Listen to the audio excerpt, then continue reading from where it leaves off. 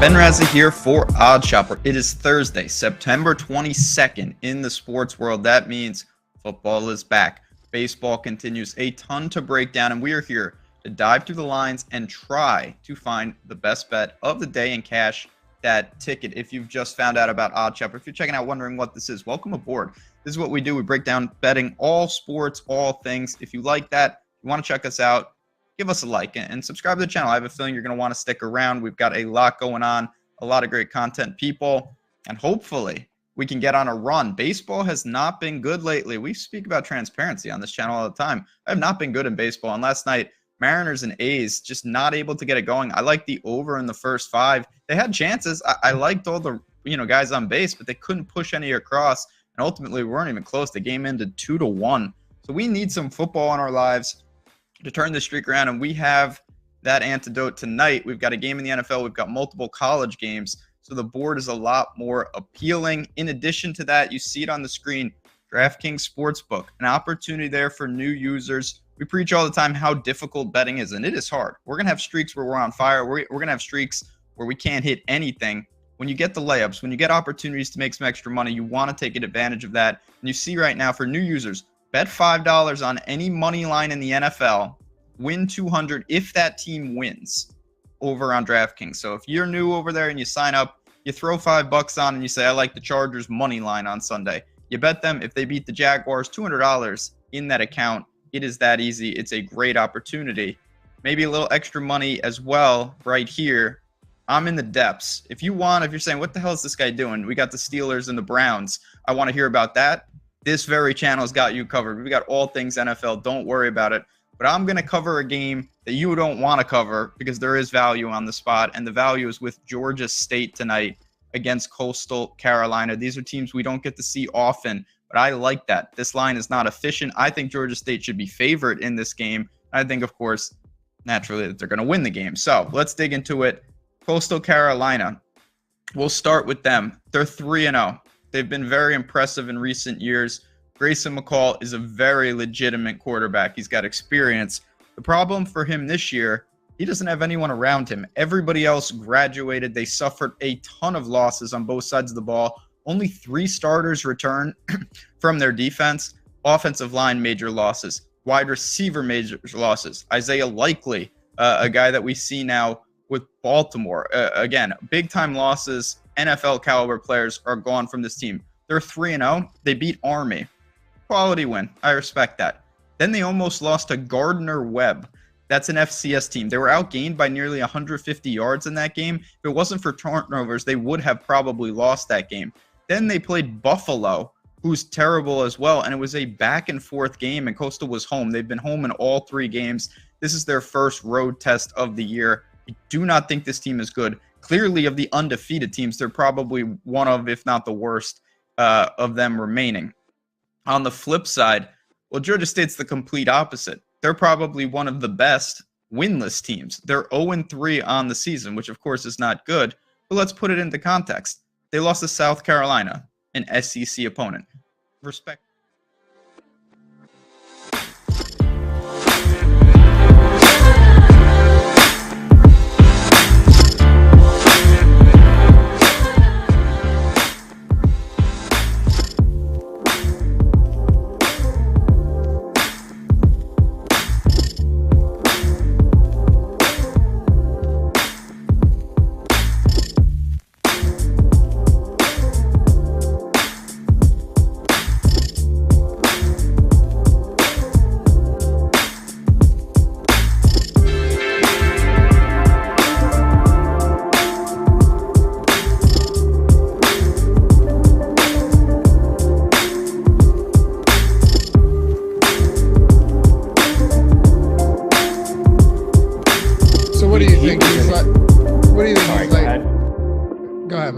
He was an egregious pick, guys.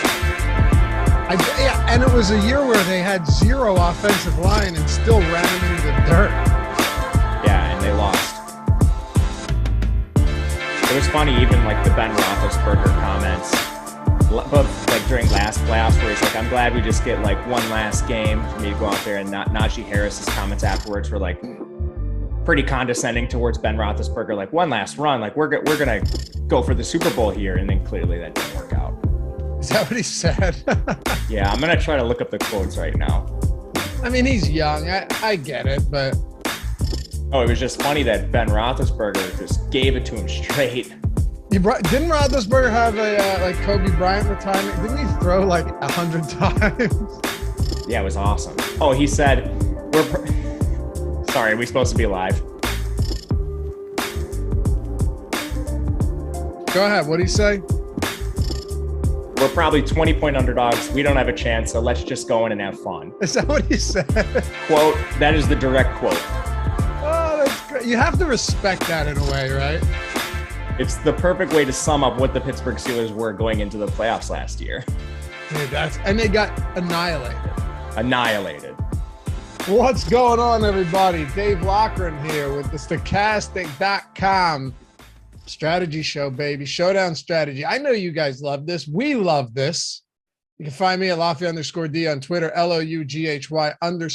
And you just heard Matt Gajewski at Matt_Gajewski. As we were discussing Najee Harris, the Pittsburgh Steelers, a little prep for today's game, and Ben Roethlisberger's, shall we say, candid quote before his retirement game, Matt? That was amazing. I forgot the exact quote, but I had to look it up this morning. Now we were talking some roster building behind the scenes, what we maybe would do if we were Pittsburgh, all that to say, and we'll get into this. We don't necessarily agree with what's been on the field to start the year. I know the general consensus was Mitch Trubisky's pretty much a lateral move to Roethlisberger from a fantasy standpoint, because Roethlisberger last year was clearly at the end stages of his decline. But at the same time, Roethlisberger still knew how to get the ball to Deontay Johnson. Like, there were just certain things that Roethlisberger would do no matter what, no matter how bad he was. I'm not sure you get that from Mitch Trubisky. I don't think you do either. He's looked fairly incompetent back there. You just look at the target shares across the board. Johnson is at 31%, but he's still not clearly ahead of some other players, just a 5-target difference between him and Freiermuth. I wish he was getting the ball more. I wish it was coming more downfield, which even with inefficient quarterback play, if you have the chance to make some big plays, that could make up for it. So I agree with you there. The offense looks essentially the same as last year. And maybe you could argue with Trubisky in there, they should probably play a similar offense. But to sum all this up, if you're Matt Canada, you're trying to change your offense, he needs to buy himself more time now or he's going to get fired. One way to do so is change quarterbacks, but they still haven't done that. I don't know if they're going to. It's been very frustrating if you're a Pittsburgh fan. You could almost argue it's better than last year. I mean, the offensive line isn't as bad, and they got George Pickens as well. So you have weapons. Yeah, for sure. I'm frustrated. I'm not even a fan of the team. They should be playing a better style. Like, they're still running the same dink and dunk offense. It's all underneath.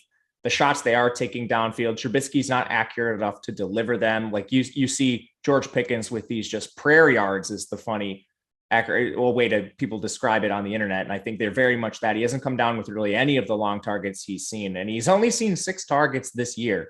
Like, what did you draft this guy on day 2 for, if not to use him? It is a little crowded, I understand, but in my opinion, you need to make the quarterback change.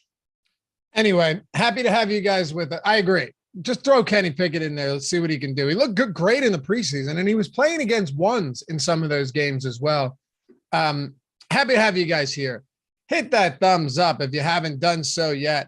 Subscribe to the channel. If you're new to the channel, you're new to this show, welcome. Happy to have you listen in podcast form. That's cool too. You don't get to see our wonderful faces, but you can still leave a rating and a review, subscribe to the podcast, all of that fun stuff. Appreciate you guys for that. In advance, we got the Browns hosting the Steelers today, Matt. Not exactly expected to be the highest scoring of affairs, which is oftentimes the case with these AFC North games anyway, but super low total. I think, as a matter of fact, it's tied.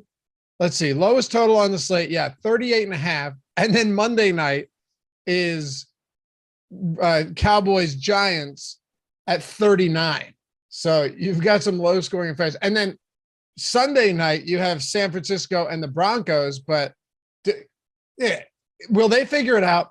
Your honest opinion, your snap opinion on this, will the Broncos figure this out sooner than later with Nathaniel Hackett, with Russell Wilson? I think they have to. They're just too talented overall. And you probably saw the Russell Wilson video. He's rationalizing away all their red zone trips. I mean, like, people keep referencing those 2 fumbles on the goal line. You and I both watched those games. They weren't getting into the end zone on those plays anyway. I mean, just because they turned the ball over, that is no consequence to the ultimate score that they would have put on the field. They were getting stuffed on the goal line, both those fumbles.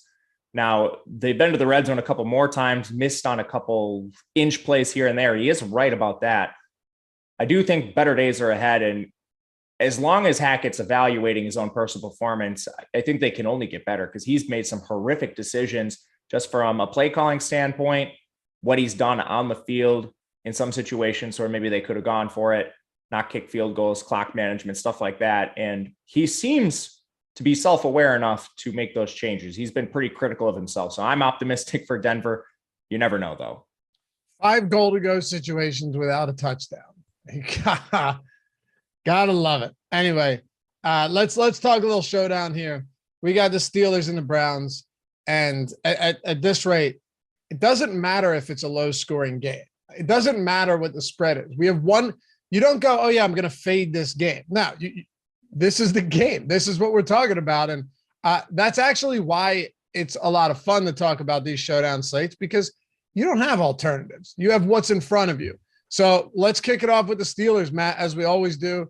Then we'll talk about the Browns. We'll build a lineup before we get out of here as well, and give our final predictions and any betting picks for this game to wrap it up before we turn it over to the MLB strategy show. All right, so first up, and then, of course, Matt Savoca and myself coming back for the marathon matchup show, every game breakdown at 11 Eastern. So the biggest thing out of the gate is both quarterbacks aren't very good. Neither quarterback is a particularly high upside quarterback. But Mitch Trubisky has been, really, really bad. I saw quarterback rankings that had him like 5 ahead of Jacoby Brissett, and I actually thought that was preposterous. But does Matt Canada, who they don't want him around anymore in Pittsburgh, can they figure anything out with this offense, with the weapons they have, to make Mitch Trubisky, I won't even say more comfortable, but more efficient or even more effective in this offense tonight against the Browns on the road? I think the best way to make him more effective is to utilize his mobility. His best season in Chicago, that was a staple of the offense. And I think more than anything else, it just makes the defense respect an additional component of your game. He has 4 rush attempts this year. It's not enough for a guy who, again, he's pretty athletic. He's not Lamar Jackson or anything out there, but he can certainly move and scoot around the pocket, create extra time with his legs. And if you use him on some designed attempts, that it at least gives the defense something extra to think about. They haven't done that at all. But as far as DFS goes, he still scrambles a little bit. That's positive for his overall production. You have 2 bad quarterbacks on this slate. So you're really talking about, like, what are the alternatives here? And the way pricing is structured on DraftKings, I think you're going to end up playing these quarterbacks because the RBs are priced up. It was a pretty good pricing job by DraftKings, in my opinion. And Laffy, this, as scary as it sounds, I went on Fantasy Cruncher this morning. I just plugged in the projections, gave the top 20 optimals, and you know who is popping in captain a lot? It's Trubisky. Mitch Trubisky. As terrifying as that is, he actually is pretty decent in terms of salary adjusted production on this slate, it appears. I was terrified when I saw that Mitch Trubisky in like 80% of the captain spots. These are the projections right now. Make sure you do this again later. But man, how terrifying is that? It's terrifying, but it's not like I don't understand it for a couple of reasons. First, you have a low scoring projected affair, right? 38.5 point total or whatever it is. Super low. Yeah, 38.5 points. So if that is the case, Mitch Trubisky giving you 17 could be pretty significant, even 15, because looking around at the rest of this slate, Nick Chubb to me is the clear top option on this slate. Clear top option, but he's also priced like that. So yeah, it's not often that can you believe it, on DraftKings where you're paying 1.5 times salary for the captain spot, Trubisky's 12.9. Usually Patrick Mahomes is more than that in the utility. Yeah, he's the 6th most expensive captain tonight. Now, we know he's not good, but we're still talking about a quarterback that touches the ball in every single play. Mm-hmm. I think that's why he's popping in optimals more than anything else, to your opinion. Yes, he's behind Nick Chubb in just raw projection. He's behind a healthy Najee Harris. And then he's behind Amari Cooper in pricing. He's behind Deontay Johnson. That makes sense. He's behind Brissett. He has more mobility than Brissett. You know what's interesting to me, though? And Anthony Marcus said, and what's up, Anthony? Joe Flacco lit the Browns up on Sunday. Mitch better let it fly tonight. I get that, but you also have a situation where, and I think if you really look into this and look at the sentiment right now in Cleveland, if they could set up, an execution center or a guillotine in the town square, Joe Woods would be first with his head on the block, Matt. And I'm not saying that to disparage the man. I'm just, echoing. I'm just telling you what it seems to be happening in Cleveland right now. If they don't figure this out, it's going to be trouble. Here's why I think they can. All right. One, it's not like they don't have the talent. Cleveland's defense does have the talent. They do have the talent in the secondary. Two, these were more so, from everything that I've read and everything that I saw, communication issues. All right. If you can shore up some of these communication issues, you don't allow what happened last week against the Jets to happen with a Jets team that's little. Did you know the Jets are throwing 75% of the time this season? I didn't know it was that high. I know it's ridiculously high just from seeing Joe Flacco's raw attempt numbers, which is it's mind-boggling. The guy's like a walking 300-yard game just based on volume alone. He doesn't need any efficiency. He's going to get there because they're throwing 60 times. He threw 59 times and scored 9 points in week 1. But I digress. I saw an ESPN stat the other day. There were 2,229 consecutive games. The team leading, right, by 13 plus with 2 minutes to go, won. 2,229 games where no team had lost with 2 minutes left with a 13 plus point lead, or 14 plus 13, right? 13 plus point lead. The Browns managed to do that last week. I can't imagine that this secondary looks nearly as bad as if they did. I think Joe Woods gets fired after this. I'm not even kidding. I wouldn't be shocked if he's gone after this game. If they continue to have more breakdowns and meltdowns in the secondary like they did in week 2. Dude, they have like 3 first-round picks on this defense in the secondary. Where would you look in terms of talent? Would you not say this defense is easily top 10 talent overall? Like, for sure, guys drafted in the first or second round in the secondary alone. We're talking Denzel Ward, Grant Delpit, Greg Newsome. And then on the defensive line, you have Myles Garrett. You spent a pretty decent pick on Jeremiah Owusu-Koramoah from Notre Dame. I like him a lot. He fell a little bit in the draft, but we're still talking about a pretty high draft pick. Clowney's out of this game, so I won't include him. But like, you're talking 5 really highly drafted players, and that's not even considering the players filling out the rest of the roster. They have quite a few other players that we could mention here as well. There's a lot invested in this defense. They have no excuse to play this bad. One, if it's just a misallocation of talent, you need to get rid of the DC. 2, if you really just missed on all these guys, like, I think you need to clean house. All this to say, I do think they're better than what they put on the field. Me too. And honestly, I still have no issues going to the defense tonight. Matter of fact, and I'm not trying to just bounce around here, but you and I don't spend a ton of time when we're in these certain teams talking about defenses. Mike, we're on sidebar on the Steelers, not on the. I think both of these defenses tonight are obviously very much not just in play, but firmly in play, because the Steelers defense is the only reason that they've kept games competitive, even without TJ Watt. Like, in week 1, they had 7 sacks, 5 interceptions. They had a return touchdown. Was it a fumble or it was an interception touchdown, right? I think it was a pick 6. Yeah. there's just so much here that screams defensive game, defensive touchdown, and I could easily see it coming from either side of the field. For sure. I mean, Mitch Trubisky's a quarterback that'll take sacks. Again, I think they should scramble him more. I like the Cleveland pass rush, even without Clowney. Garrett's a huge mismatch really against anyone he faces. And then to your point, I would love if we had Watt playing, but this team has been able to manufacture pressure without TJ Watt. And they have a lot of talent on their defense too. Like we can just look down the list, like Larry Ogunjobi, Cam Hayward. These are really good players in the front seven. Miles Jack and Devin Bush are pretty decent linebacking core. And then in the secondary, Minkah Fitzpatrick, he's been awesome. And I think he'll continue to be. So that's why they traded a lot of draft capital to get him. Wish Watt was playing, but this defense has been solid still. And you're also facing shaky quarterback play on the other side in Brissett. Najee Harris. You said that you don't think this guy's particularly good. And was that supposed to stay off air?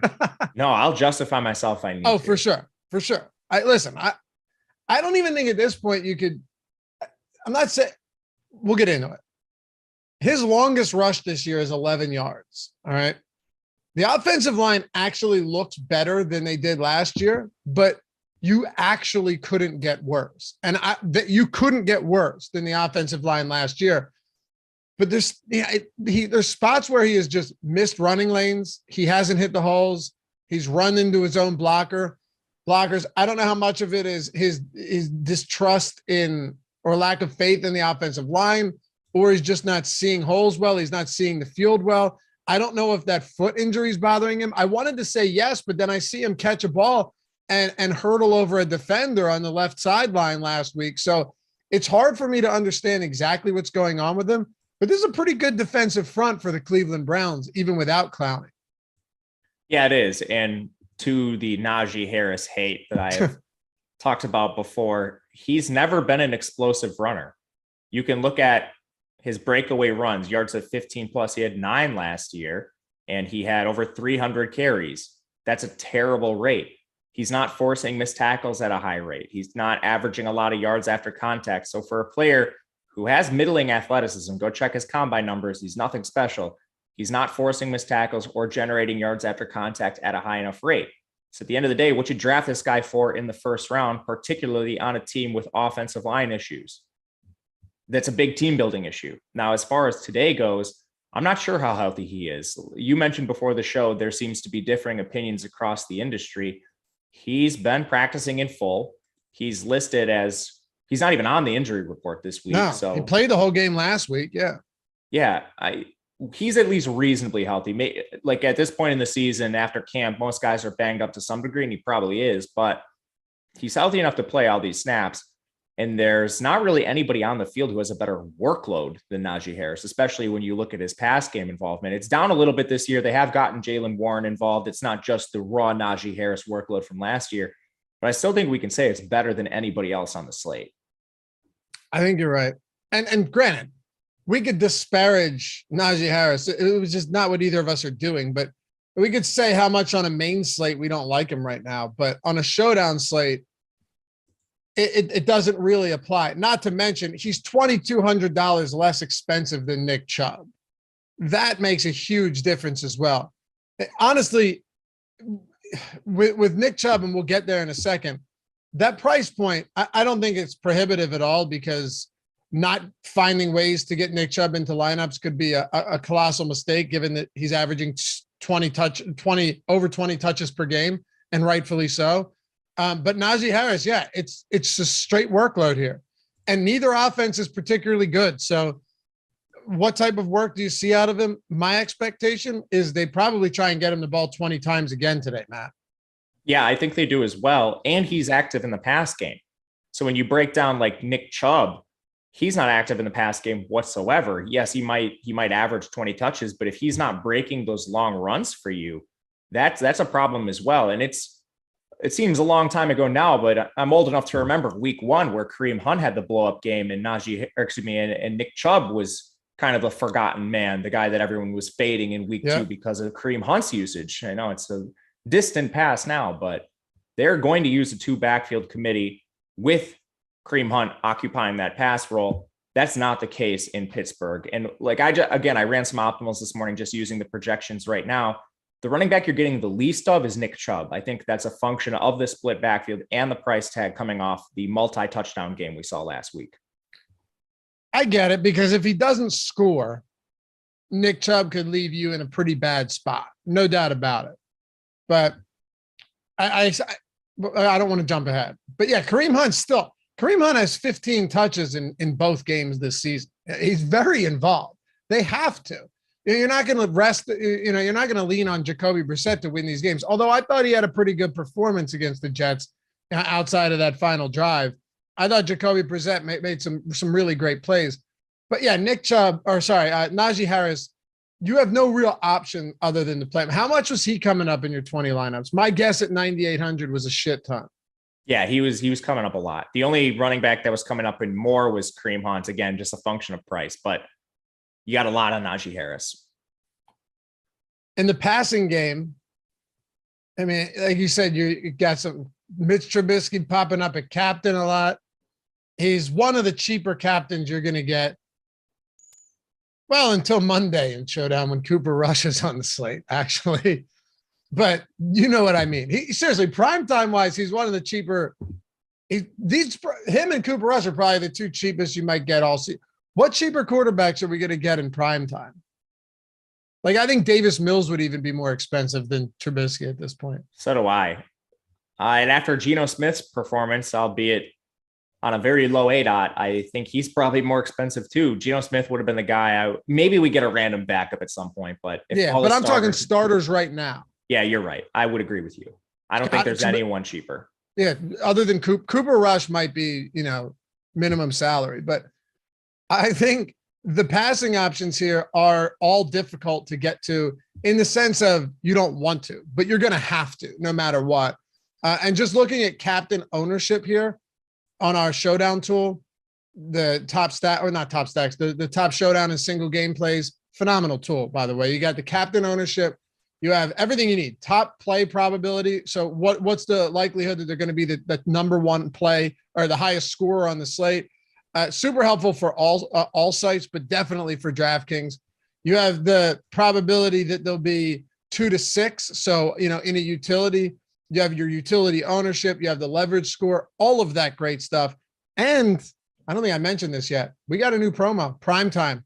If you just go to stokastic.com/promos, or Mike, if you have a link, throw that in the chat. You get everything. Not Fantasy Cruncher, of course, because we don't own Fantasy Cruncher. We just host it on the site. Everything for Showdown. Projections, ownership, top Showdown and single game plays tool that I was just talking about. You get the lineup generator for $1 for the entire week. Now, I mentioned this because, well, it's the first day of and you get the lineup builder as well. It's and the expert Discord chat, as Mike threw up on the screen. So all of that stuff. I mentioned that today because it's the first day we're doing this promo, but also because if you do it today, see, Matt, this is how you'd be smart about your money. First of all, it's only $1. But if you do it today, that means you get today's Showdown, you get Sunday's Showdown, you get Monday's Showdown, and you get next Thursday's Showdown for $1. Yeah, you got to do it today. Maximize the offerings you're getting. You have to. Yeah, it would be worth it if it was $1 for just tonight, honestly. But now you're getting 4 Showdown slates, all of them for $1 across the entire week. If you sign up using that link or go to stokastic.com/promos, check it out. And if you want to do it now, or you're already on there and you're already a premium sub, you can follow along with us on these tools. Yeah, it's literally how I build all my lineups. Yeah. Yeah, you have to. You have to. This tool getting leverage scores for tournaments in Showdown, and understanding where the ownership is going to be, what the top play probability is, all of that is just integral, should be, to anyone's process. Tonight's a perfect example of this. Looking at the tools behind the scenes, I just want to talk about it quickly. Mitch Trubisky has the highest leverage score. We mentioned him coming up in most of the optimal lineups and coming up a lot in captain. My first instinct when I see Mitch Trubisky is like, I want to X this guy out. I don't want him anywhere near my lineup. But sometimes you have these personal biases. I know I do. And this makes you think twice, reconsider what this game is actually going to look like and the pricing structure. So even right away this morning, it's been useful to me. Yeah. Being able to eliminate those personal biases is very helpful, especially when you're like, oh, okay, apparently the field hates this guy too, which means maybe there's something that makes him more interesting. All right. What do you want to do with the pass catchers? You have Deontay Johnson. You have Pat Freiermuth. You have Chase Claypool, who, and listen, I'm not saying all of these guys are future Hall of Famers. You have George Pickens. What I'm saying is, it's not like they're completely devoid of pass catching options. This isn't a team that has nobody to throw to like Tennessee. For sure. Actually, I like their pass catchers. I would certainly prefer them to Tennessee.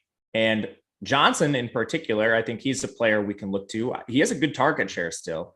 I don't know how efficient it's going to be. It hasn't been the most efficient to start this year, but he's going to continue playing his normal role. Target share is up at 30%. Air yard share is up at 41%. That's all solid.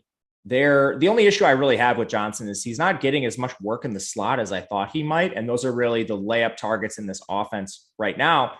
Claypool's gotten a lot of those, and Claypool might have some of the weirdest usage in the entire NFL. I've been shocked to see how many carries he's receiving. That does give him a decent floor, but it's still very weird. I don't even think he's, like the guy in the offense I would choose to give carries to at the receiver position, but somewhat involved in the pass game as well. His ADOT is just really low. So he's more of your like solid floor, low ceiling type player. And the exact opposite, the polar opposite, has been George Pickens.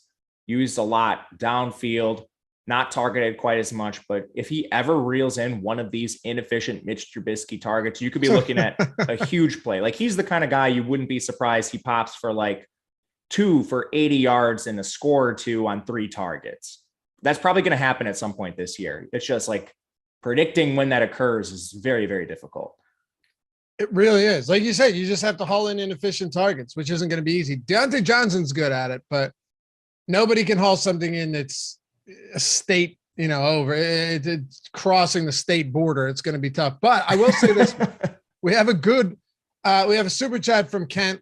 Thanks, Kent. Appreciate you. He said, "I don't think I'm going to set a rule to use only one running back from Cleveland in the flex, but I'm considering making it a rule that if one is captain, then not to use the other in flex." Thoughts? And I'll get Matt's take here too. I would say definitely don't do that, and I'll tell you why I feel that way. These guys have 73 combined touches through the first 2 games. 73 combined touches. Chubb has 43. Kareem Hunt still has 30 touches. So it's entirely possible that, again, you're getting 20 to 22 touches from Nick Chubb and anywhere from 13 to 17 touches from Kareem Hunt in the same game. It's not a zero-sum game with this backfield, where it is with a lot of other backfields with a star player that gets all of the work.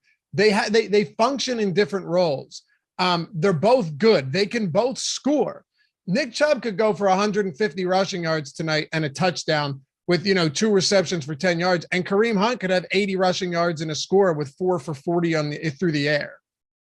Yeah, I agree with you 100%. I also wouldn't make the rule.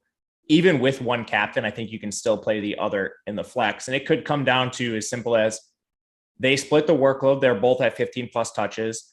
Nick Chubb scores 2 touchdowns, so he's your optimal captain, but Kareem Hunt catches 4 or 5 balls. And he's still in your optimal lineup because it's such a low scoring game environment. And that's why I'm okay taking on the negative correlation today. We're not expecting a lot of points altogether. So these outcomes where you see a touchdown here, a couple of receptions there, are going to be really impactful. And these are arguably the 2 most involved players on the Cleveland offense. I think you could argue that both of them are more involved than Amari Cooper, any other receiver or tight end at this point. They might just be flat out the top 2 guys you want from Cleveland, even though they're not on the field at the same time, most of the time. So I'm perfectly fine with rostering them both, even if one's in captain. If they were similarly priced, I'd be like, okay, maybe I'm a little bit more hesitant, but Kareem Hunt's not that expensive. He's $7,600 for a guy that has 30 touches in 2 games, is efficient, does get goal line carries as well. So yeah, I don't know. I like them both today a lot. Anybody else you want to hit on for Pittsburgh? And we talked about Pittsburgh's defense. First of all, that that should be, we should have no problem with having some interest there. I will preface that though with I think that I won't say the ceiling's lower here because they can always take one to the house, but it is a Cleveland team, Matt, that's going to try and run the ball as much as humanly possible in a spot like this. Yeah, I think that you're just hoping essentially they get to play from ahead, and then you're forcing Cleveland to throw the ball more against a bad quarterback. I think that's the path, but one of these teams is going to be playing with a lead. I don't think they're going to trade leads too much, not expecting a really high scoring environment. So I think the defenses are still fine. I like the kickers too. Low scoring game environment, solid for kickers. They generally come in under-owned. We didn't talk a ton of tight end.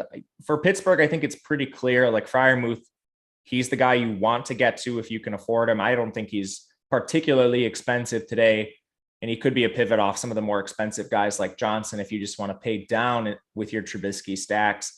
A couple just GPP flyers if you're playing Millie Maker style tournaments.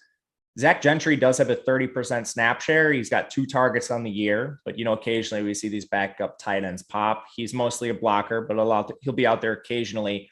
And then if you're of the group that believes Najee Harris is limited, Jaylen Warren, he's actually probably been the best backup running back this Pittsburgh team has had in multiple years now. He has 2 targets on the year. He has over a 30% snap share, just to speak to Najee Harris's role not quite being what it was last year, but ultimately these are still pretty uninvolved players, just GPP darts in the largest of tournaments.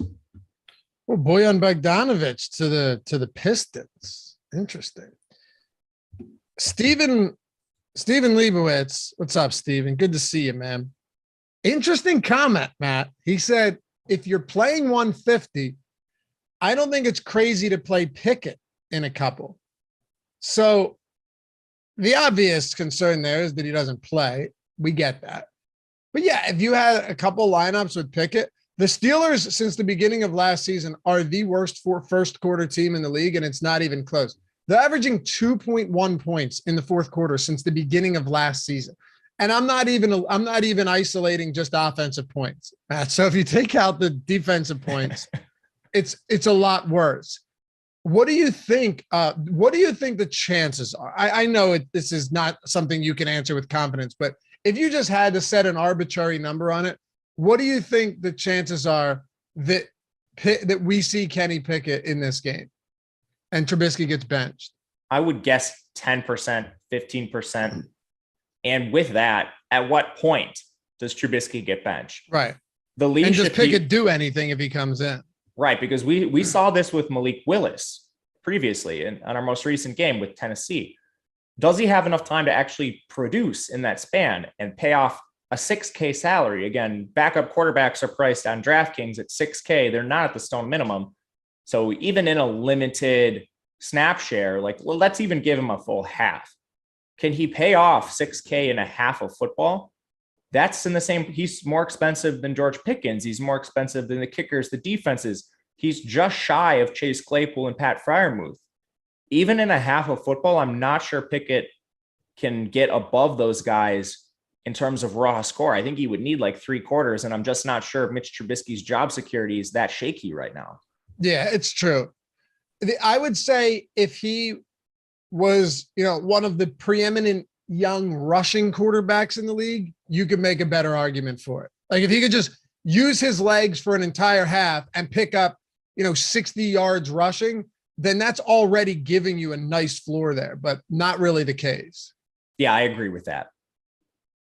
All right. Anything else? I think we covered most of the Steelers. So I think we're good. Yeah, I think so too. All right.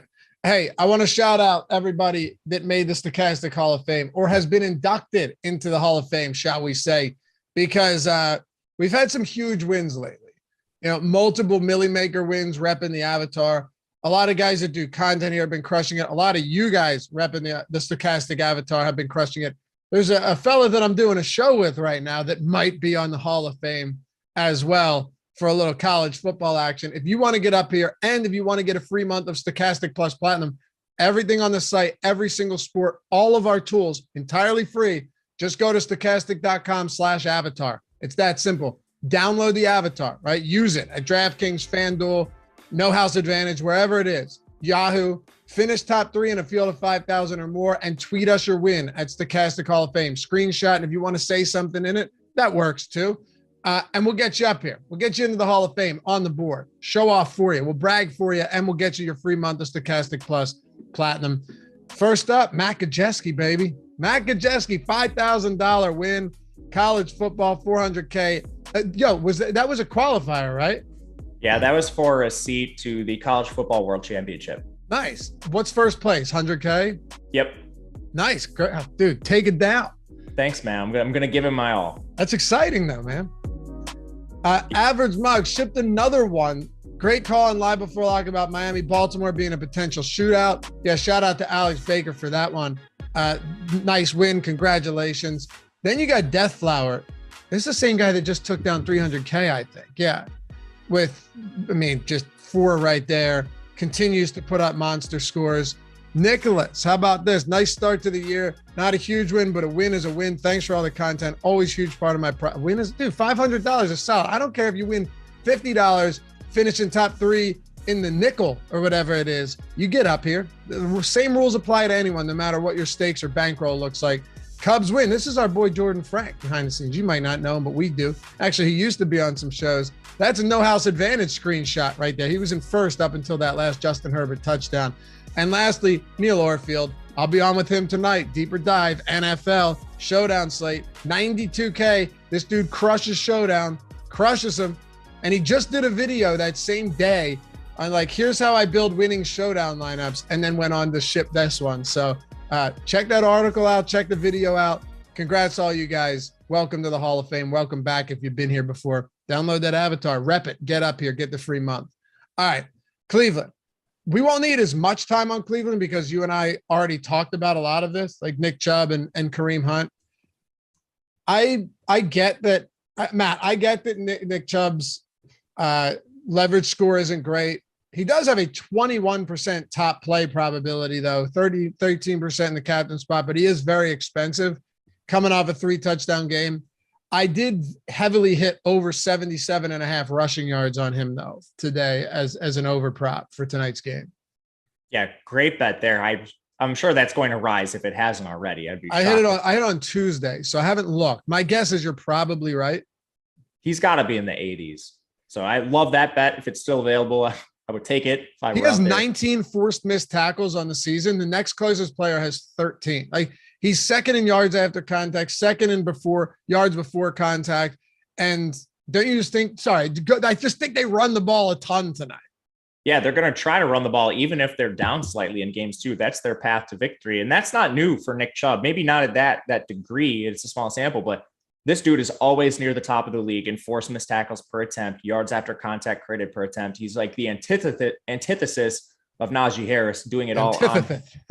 Yeah, stumbling over my words there. Antithesis of Najee Harris. It's a tough word, though. Creating constantly on his own. So love Nick Chubb. I think the upside is clear with him in the captain spot. Or if you're using him in the flex, the only issue you have is he's still in a timeshare. He's significantly more expensive than really anyone else on this slate.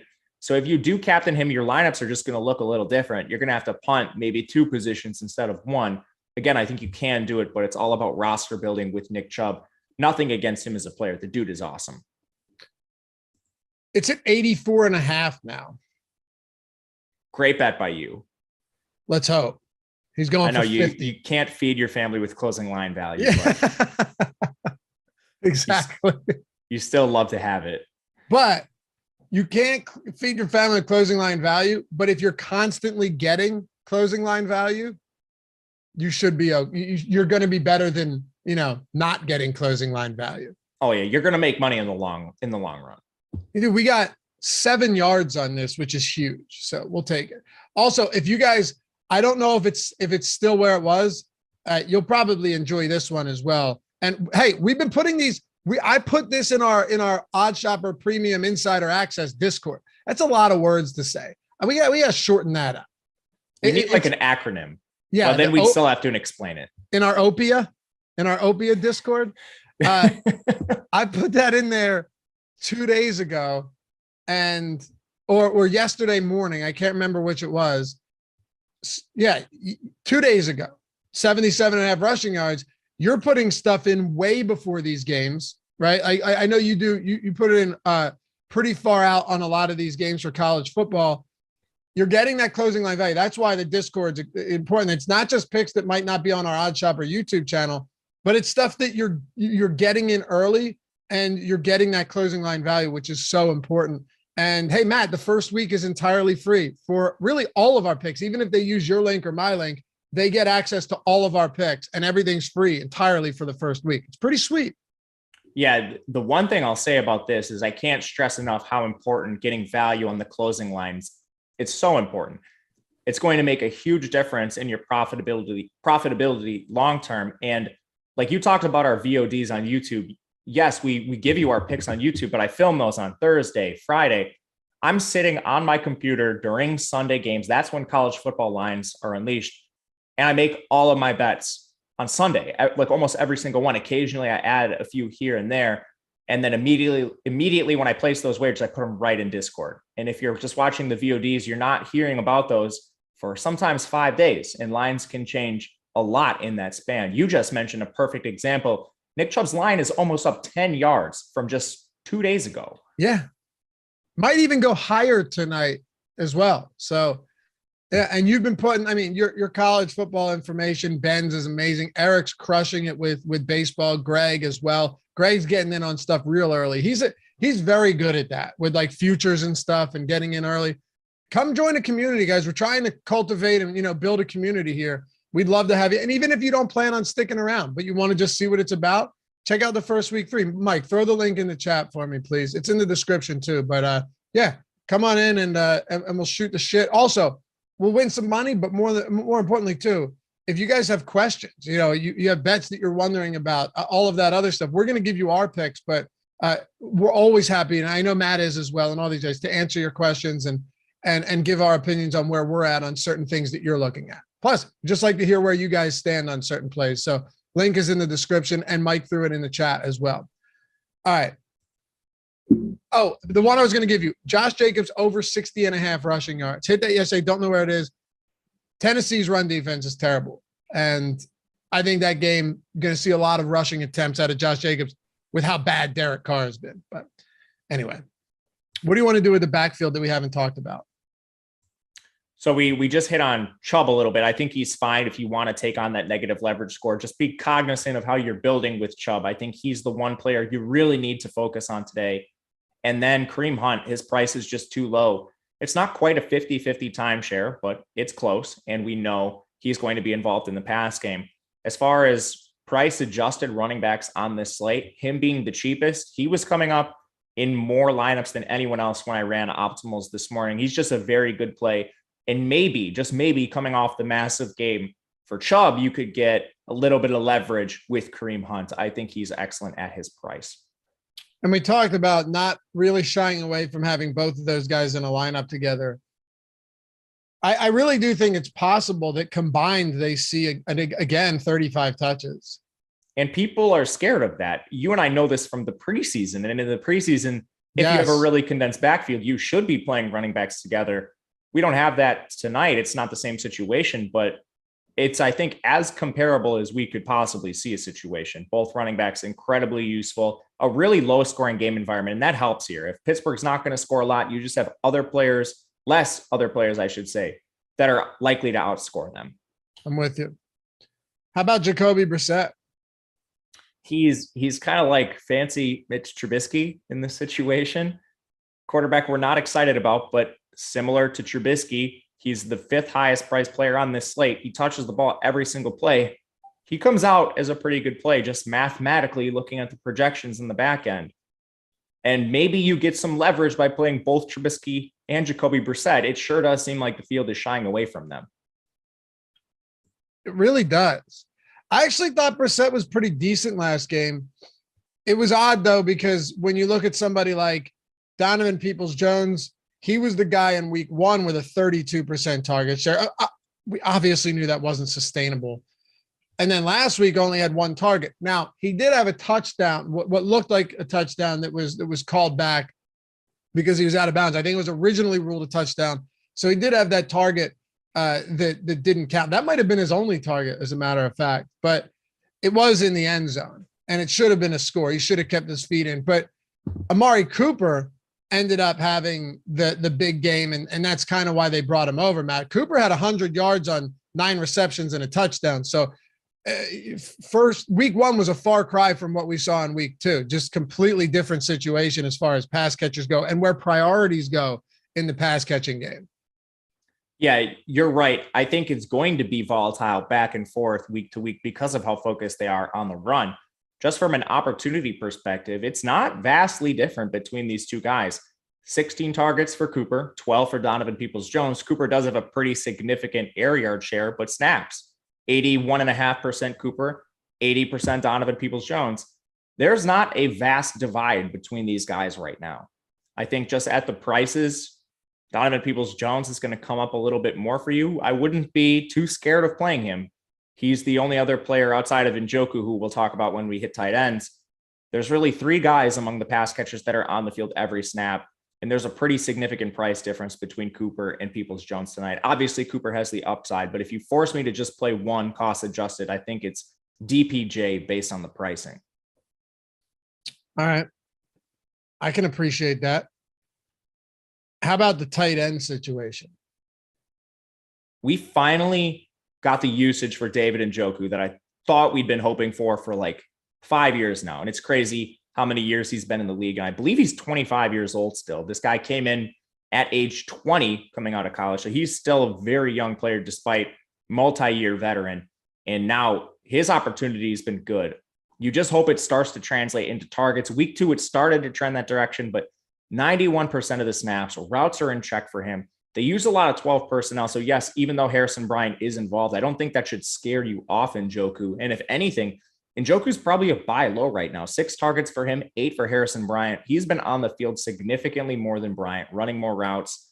I think that normalizes over time. And Njoku, a pretty solid play in my opinion. You do have to pay for him, which is kind of an issue. He's in a price range where you can get guys like Pickens and some other players, but for those of you in GPPs, I think he's a fine player to use in this price range. And for Harrison Bryant too, at tight end, he's going to play 50% of the snaps roughly. That's kind of where he's been at this year. And there are packages for him. We've seen him a lot in the red zone in previous seasons.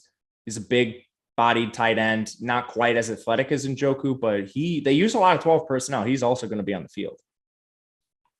He is going to be on the field. And we've seen Cleveland tight ends destroy slates before. So Harrison Bryant has had games where he's found the end zone. I don't necessarily have confidence in any of these guys, but he'll be on the. How many routes did he run this season or last week even?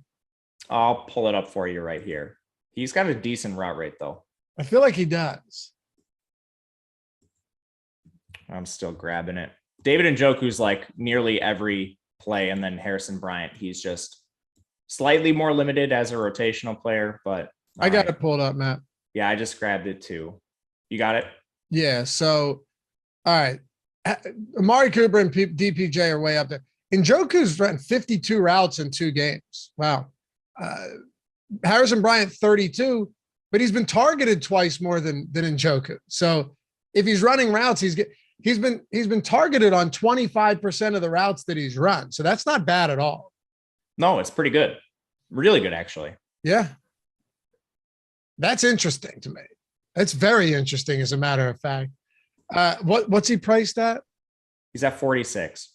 It's not bad. It's just like a touch more expensive than I'd want him to be, but still viable. Yeah, you don't really have a min price guy today. No, if Brian was in that mid 3K range, it'd probably be an amazing spot to get there. But yeah, are there any real cheap options that we can touch on either side? The only 2 I think play for Bell? Cleveland. David Bell, I think he's number 1. Anthony Schwartz, he didn't appear in last week's game, but these guys kind of flip-flop roles. In week 1, Anthony Schwartz had like a 25% route share, and then David Bell kind of did the same thing in week 2. Based on David Bell they both have good draft capital. Anthony Schwartz was a day 2 pick. They're completely different. Anthony Schwartz is your definition of downfield burner. David Bell's a really slow possession, big slot style receiver. These guys are entirely different. But these are the two darts, I think, if you're throwing one. Preference to David Bell just being the more recent draft pick and more recent guy with playing time. If there was one player to have your inevitable Thursday night football touchdown that nobody thought would happen, who would it be I'm putting you on the spot, but who would it be? David Bell. Okay. We always get one of them. And I don't think Harrison Bryant counts because Harrison Bryant could easily score and it wouldn't be a big surprise. Yeah, he's too involved for this. Yeah, he really is. He really is. All right. Anything else? Cleveland defense, kickers, anything else you want to hit on? Yeah, I think both are solid. We kind of laid out Cleveland's defensive strengths in the beginning of the show. They come from talent. So far, not scheme, not coaching, but when you have Myles Garrett and as much invested in the secondary as they do, it's not surprising to see them score near the top of the slate or maybe be the top captain. They also have pretty good special teams. I think Anthony Schwartz a great returner if he plays there. I mean, the path is there, low scoring environment, bad quarterback on the other side, and then kicker as well. Like on these low scoring game environments, I usually try to get a little over the field with kickers. They're generally a position that's under-owned. We're going to build a lineup here. Everybody's favorite. We almost got 600 people watching. I love that we've, taken a Showdown strategy show at 9 a.m. on the East Coast and turn it into something that people actually want to watch. So appreciate you guys for that. And, all your feedback and questions help this show along a lot. And it helps us make it a better show every single time. Like Matt and I, is this our third year doing this? Yeah, it is. Right. And I think we've done 3. every Showdown strategy show together Monday, Thursday for the past 2+ years. Yeah, it's been awesome. I love Showdown. And you talk about getting these two games on primetime slates. Honestly, I would rather have Pittsburgh, Cleveland on a primetime slate.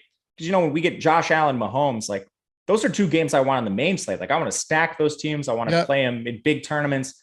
If this game's on the main slate, you're almost entirely writing it off outside of maybe a value piece if there's a clear one. Yeah, now or if like Nick Chubb or Kareem Hunt are favorably priced. That's it. Yeah, that's it. But now that they're on the single game slate, like we actually have to dive in, break it down, and it doesn't waste a game on the main slate, if you know what I mean. For sure. Main slate is loaded, by the way. It's not good. Like it's great, but if you're someone playing a single entry or like 5 max, you're going to have to, make some tough decisions for sure. That's why we got the 1v1 tool in the lineup generator, though, for those of you guys that are, playing fewer lineups, we're trying to help you out on that front. Hey, before we build a lineup and send this one over to the MLB strategy crew, want to shout out our sponsor, PrizePicks, doing big things over there. And I know a lot of you guys are already playing at PrizePicks, especially in states where betting isn't legal yet.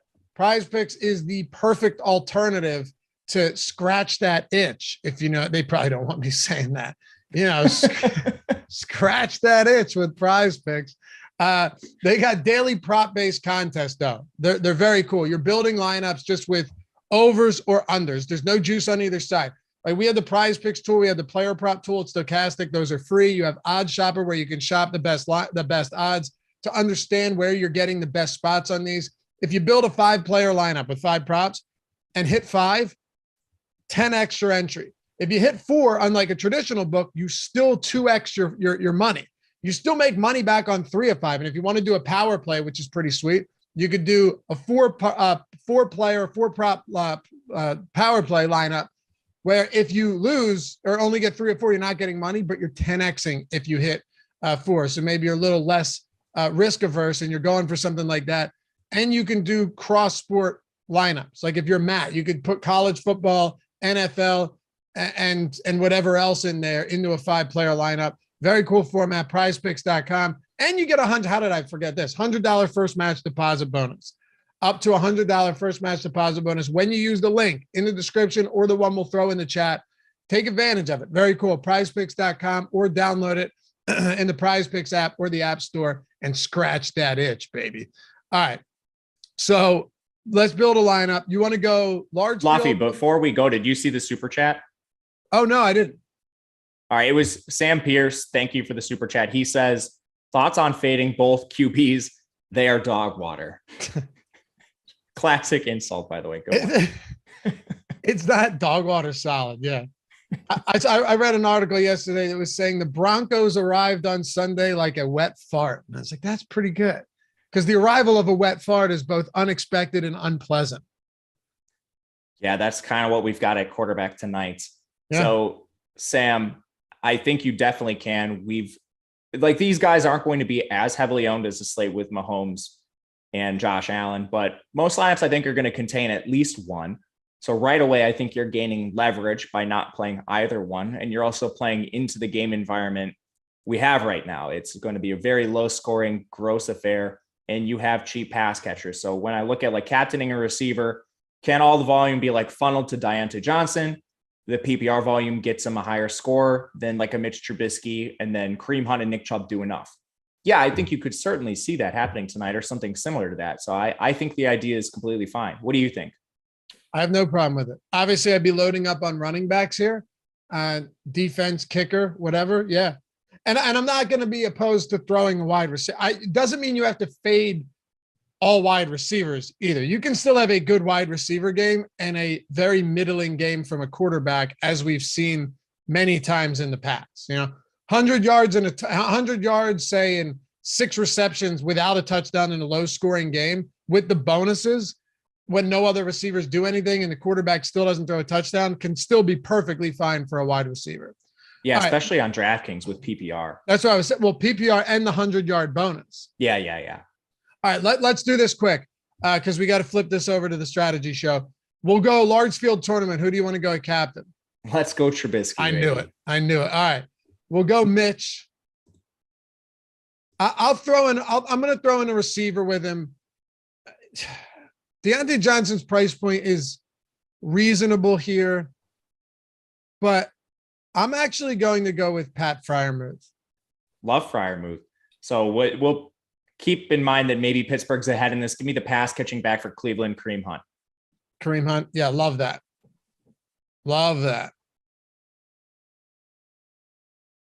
That's fine. Just build it on, just pull up DraftKings.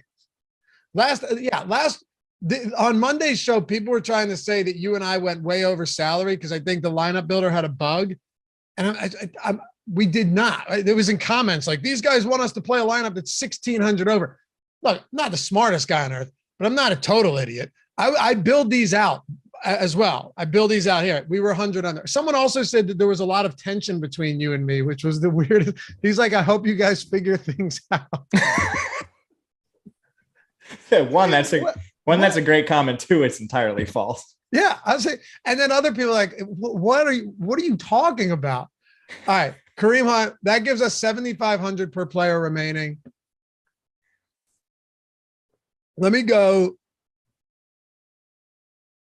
How crazy do you think it would be to try and get Nick Chubb in here and see what we can work with? Not crazy. I think we have the value guys to do it. We have 5,200 remaining. All right. I'm going to try kicker. Let's throw Boswell in. Low scoring game. All right. Oh, man. Chase Claypool. He's sitting right there. Yeah. Now, granted, this will be duped. This isn't like this isn't a particularly contrarian lineup, but we just do these to show you that there's what kind of stuff works. I tell you what, in smaller field tournaments, like that $50 single entry, I kind of like that. If Trubisky can even be moderately competent, and the narrative you play here is Joe Woods doesn't fix his defense, Matt. And if that's the case, if Joe Flacco can do it, maybe Mitch can too.